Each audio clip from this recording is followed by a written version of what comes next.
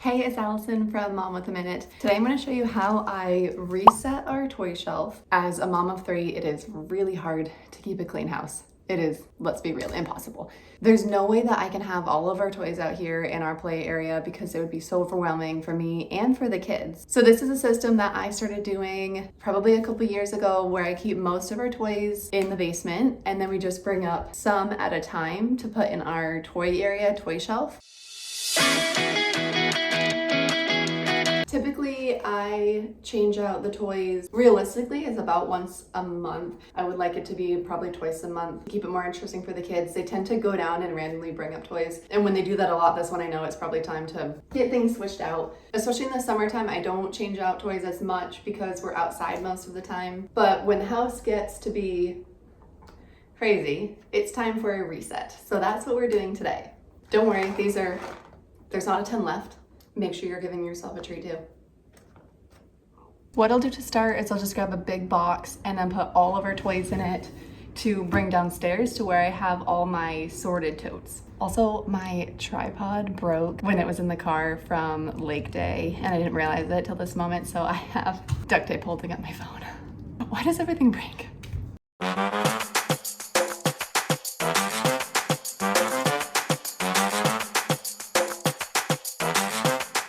So here's everything that I'm going to bring down to the basement to sort and put away. I did keep out the puzzle and activity books because I have a separate place where I store these. I store all of our extra toys in our basement and I have 7 totes that I put them all in. They're categorized based on what kind of toy they are. I have a whole box of trains, animals and people, baby, active toys, vehicles, learning games, and dress up. So what I do when I bring our box of toys from upstairs down here, I will first take all those toys and put them into the different box that they need to go in. So I'm going to do that now.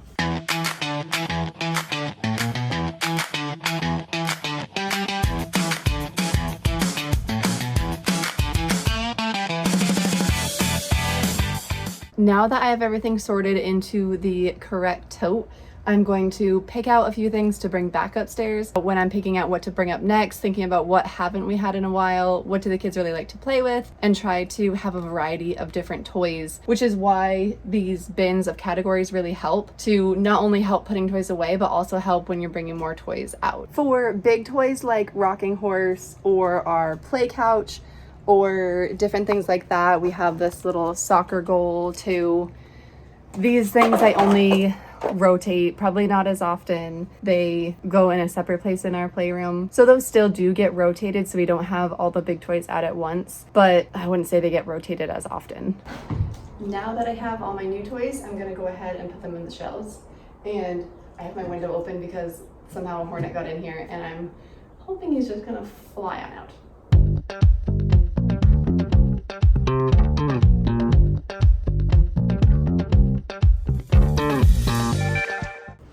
I just need to find our toy box, which was being played with, so it's missing. And I'm gonna show you all now what I do with things like puzzles, games, and things like that.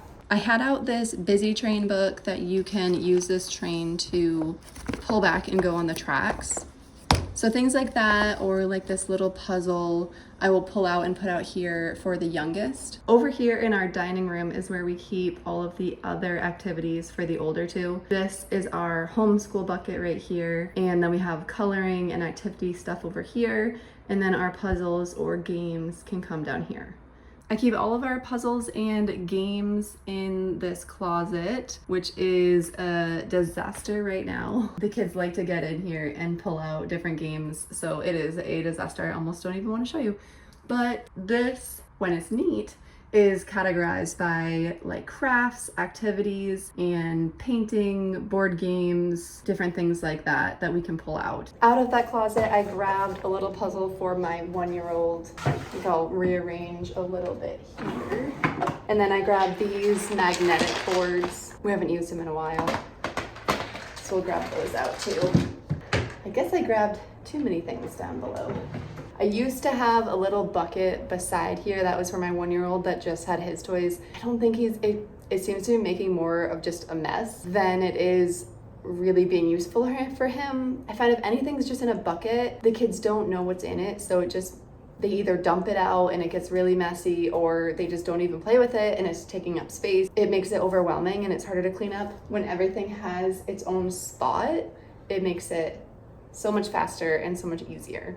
Over here is where the kids keep their big toys. Right now we have this dollhouse and the horses. This is also where our play couch goes, or also where our little sports hoop will go. So it's all in the same room, but we have a wall for our big toys and a wall for our little toys. Hopefully this helped a mom out there struggling with the craziness of all the toys and all the stuff that comes with kids, because there's just a lot of stuff. It is what it is. But finding a good system that works for you can make a huge difference.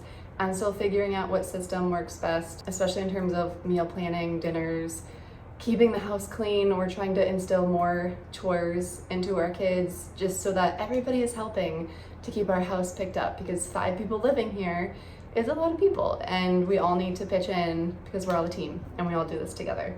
If you have a toy rotation system or a way of storing toys that you really love, I would love for you to write it down in the comments so that I can use your system, other moms can use your system. Make sure you subscribe so that you can be here next time and see what I'm up to. So glad you all are here, and I will see you next time.